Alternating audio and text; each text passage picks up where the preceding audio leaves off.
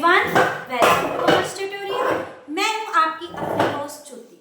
आज हम कंटिन्यू करने जा रहे हैं +2 इंडियन इकोनॉमिक्स का चैप्टर इकोनॉमिक रिफॉर्म सिंस 1991। इसमें हमने लास्ट सेशन में लिबरलाइजेशन के अंडर 2 ऑलरेडी रिफॉर्म्स डिस्कस कर ली थी। आज हम स्टार्ट करने जा रहे हैं लिबरलाइजेशन की next reform, that is fiscal reform. ये तो हमें पता है कि फिस्कल पॉलिसी गवर्नमेंट के साथ रिलेटेड होती है। इसमें गवर्नमेंट के क्या आ जाते हैं, एक्सपेंडिचर एंड इनकम। और इनकम में सबसे इंपॉर्टेंट पार्ट गवर्नमेंट क्या क्या होता है, टैक्स। तो इसमें हम फिस्कल रिफॉर्म्स में यही टैक्स जो हमारा सिंप्लीफाइड किया है वही स्ट्रक्चर हम देखेंगे। सबसे पहले रिडक्शन इन द टैक्स। ये तो हमें पता ही है, हमारे टैक्स 2 टाइप्स के होते हैं, डायरेक्ट और इनडायरेक्ट। ये हम ऑलरेडी डिस्कस कर चुके हैं। गवर्नमेंट ने क्या किया, उन्होंने डायरेक्ट टैक्स की जो रेट है वो क्या कर दी, कम कर दी। डायरेक्ट टैक्स वो होती है जो पर्सन की किस पे लगती है, इनकम पे लगती है, जिसके कारण पहले लोग क्या करते थे, टैक्स को अवॉइड करते थे, मतलब उसको प्रॉपर वे से पे नहीं करते थे। लेकिन अब जब डायरेक्ट टैक्स का रेट कम कर दिया तो लोगों ने टैक्स को अवॉइड करना बंद कर दिया। नेक्स्ट है रिफॉर्म्स इन इनडायरेक्ट टैक्स। पहले हमारे जो इनडायरेक्ट टैक्स थे वो डिफरेंट टाइप्स के होते थे, जैसे कि सेल टैक्स हो गया, गिफ्ट टैक्स हो गया, हमारी कस्टम ड्यूटी होगी। अब गवर्नमेंट ने सारे टैक्स और उनका जो स्ट्रक्चर था वो बहुत ज्यादा कॉम्प्लिकेटेड और कॉम्प्लेक्स था। अब गवर्नमेंट ने ये सारे के सारे इनडायरेक्ट टैक्स खत्म कर दिए।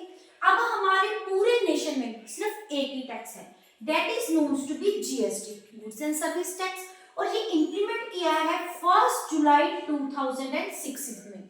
इसका एक ही मोटो होता है, वन नेशन वन टैक्स। पूरे नेशन के लिए जो हमारा टैक्स का रेट है वो क्या होगा, सेम होगा।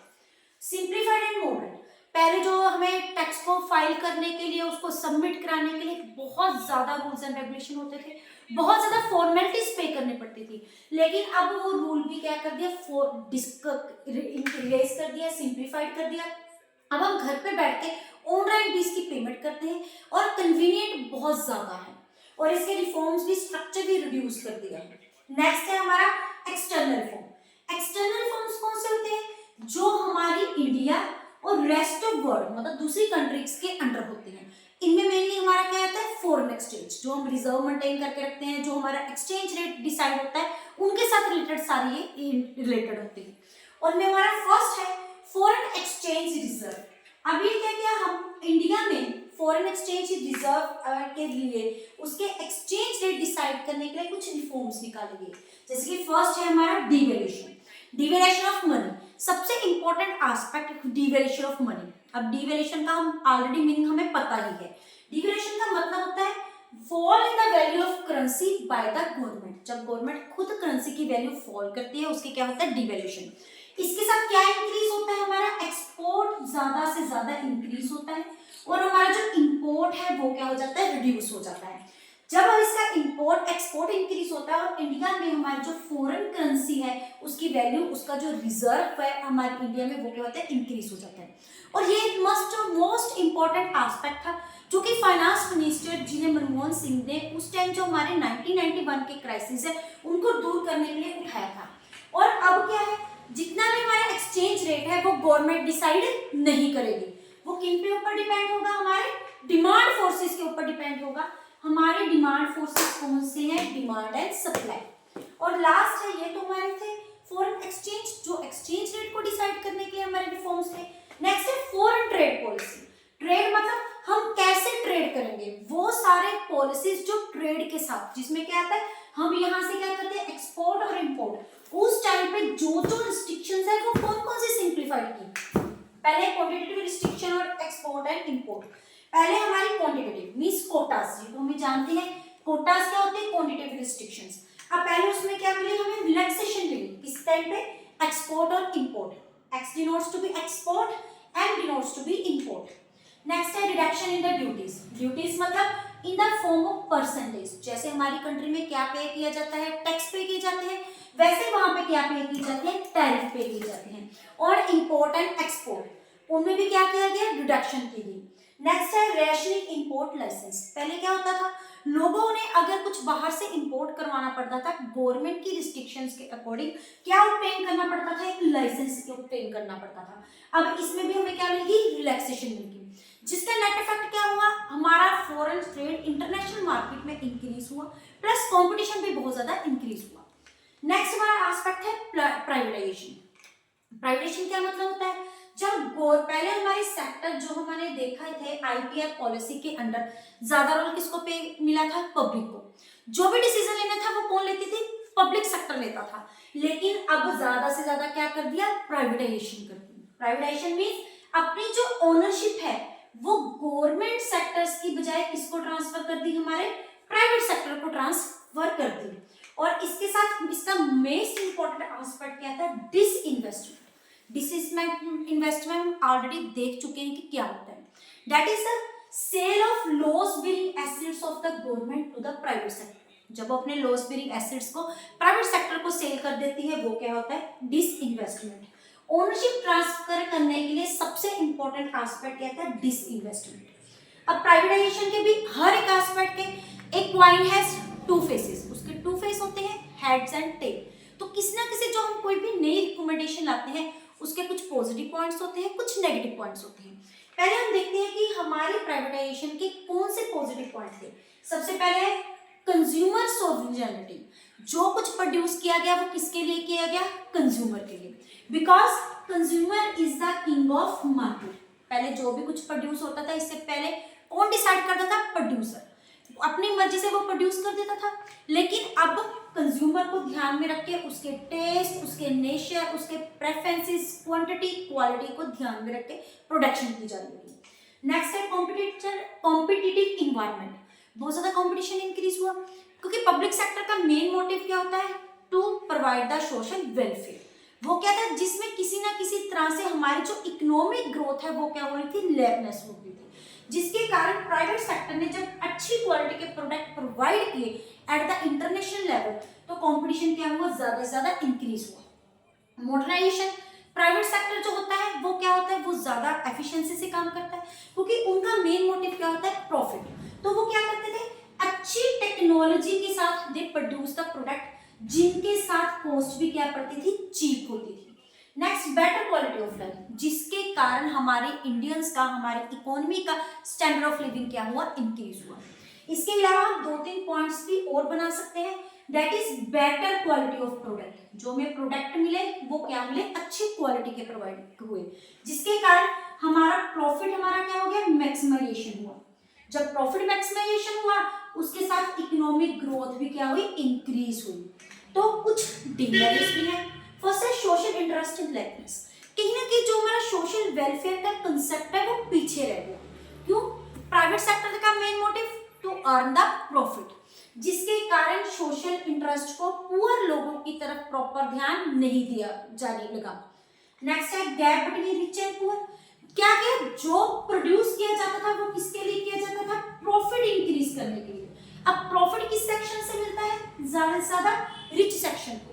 अब पुअर लोगों को बेसिक नेसेसिटी भी कंप्लीट नहीं हो पाई, जिसके कारण जो गैप है वो क्या होता है, इंक्रीज होता गया बिटवीन रिच एंड पुअर, जिसके कारण हमारी इंडिया में क्या ज्यादा इंक्रीज हुई, पॉवर्टी इंक्रीज होने लगी।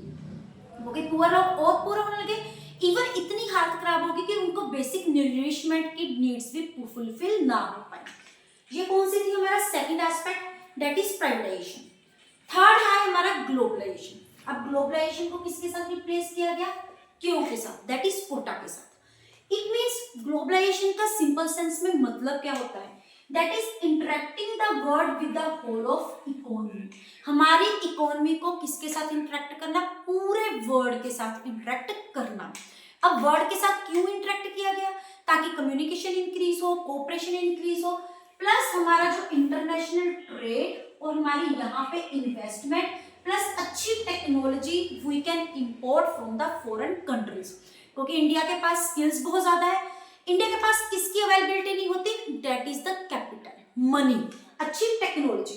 तो ग्लोबलाइजेशन के कंसेप्ट के साथ ये क्या किया गया, हमारी इंडिया में एंटर किया, जिसके कारण हमारी इकोनॉमी क्या बन गई, बॉर्डरलेस इकोनॉमी। बॉर्डरलेस मतलब पहले जितनी भी हमारी ट्रेड होता था इंटरनल इंडिया के अंडर होता था, अब क्या कर दिया, सारे बॉर्डर खत्म कर दिए। अब इंडिया एक टाइम पे किसी के साथ मर्जी क्या कर सकती है, इंटरेक्ट कर सकती है, ट्रेड कर सकती है। ये बेसिक कंसेप्ट किसका था, ग्लोबलाइजेशन। अब ग्लोबलाइजेशन के हमारे पास कुछ फीचर्स होते हैं। फर्स्ट क्वांटिटेटिव रिस्ट्रिक्शन, ये हम ऑलरेडी प्राइवेटाइजेशन में देख चुके हैं। जितने भी क्वांटिटेटिव रिस्ट्रिक्शंस थी, मतलब quota at the time of import and export, उनको खत्म कर दिया गया। Second, foreign investment.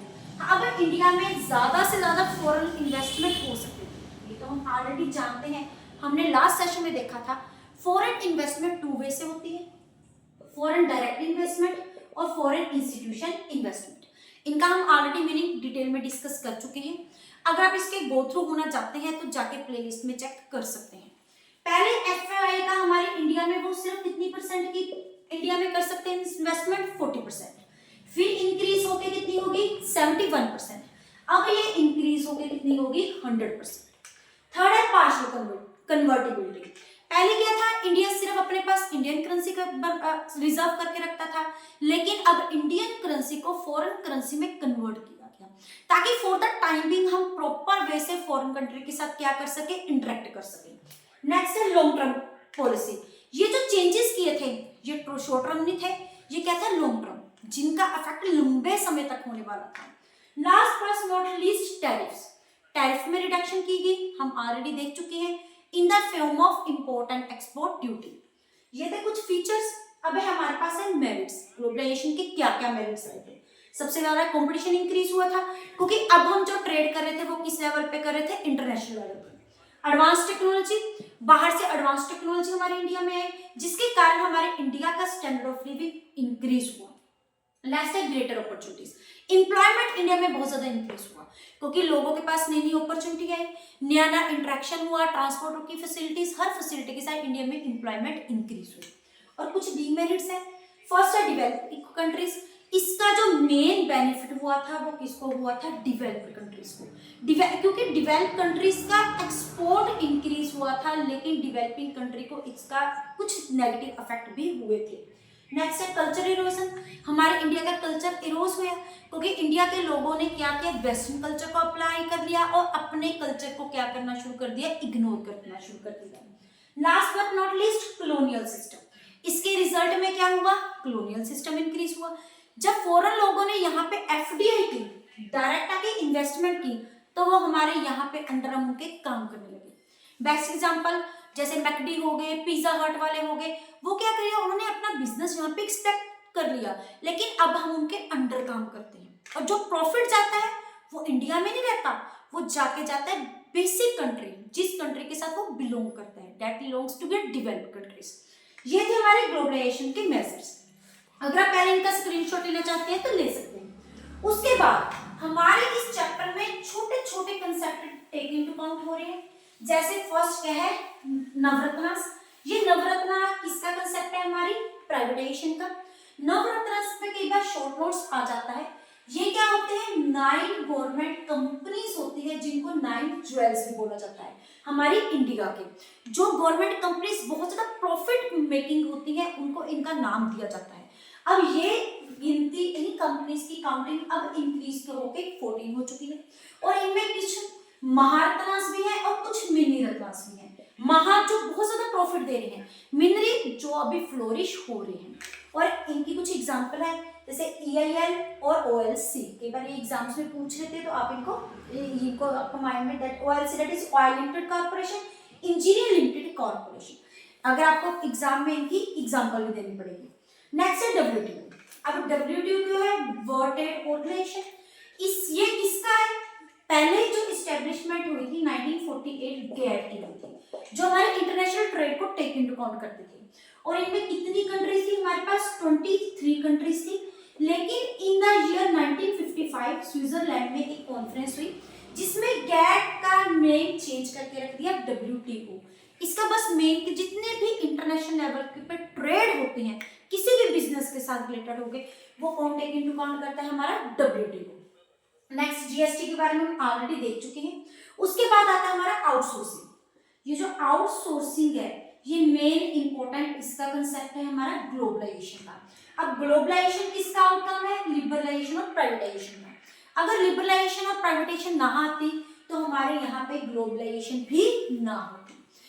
Global outsourcing का मतलब क्या होता है, when we hire some business services from outside our country, that is known to be outsourcing। पहले हमारा बिजनेस लोअर लेवल पे होता है, और एक ही पर्सन अपनी कंपनी के सारे काम कर लेता है, हर एक अकाउंट्स को टेक इनटू अकाउंट कर लेता है। लेकिन जब बिजनेस स्मॉल लेवल से लार्ज लेवल पे इंक्रीज होता है तो सारी प्रोसेस खुद पॉसिबल नहीं होती। जब हम वो सर्विसेज अपनी कंट्री में से, अपनी कंट्री से बाहर कंट्री से करवाते हैं, that is known to be the outsourcing.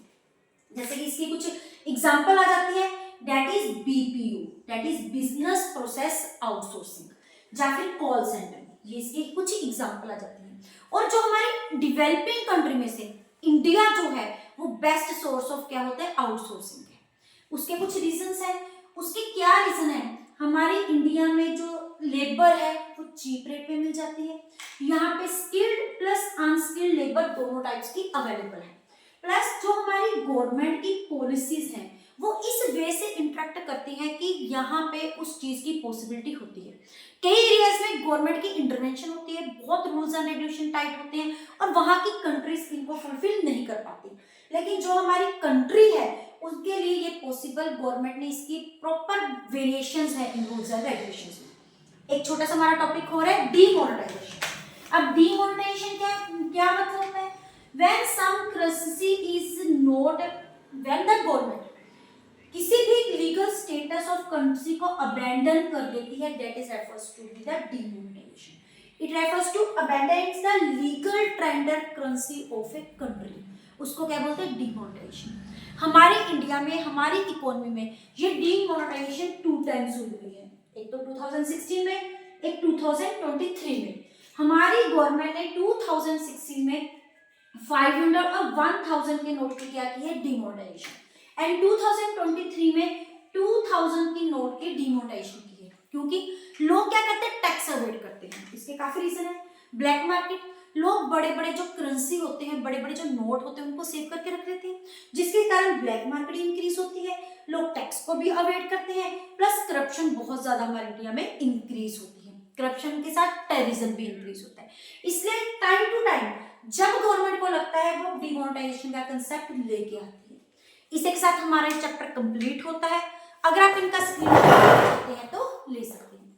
Video अच्छी लगे इसको लाइक करें, ज्यादा से ज्यादा शेयर करें, चैनल को सब्सक्राइब करना ना भूलें। Thank you, have a nice day.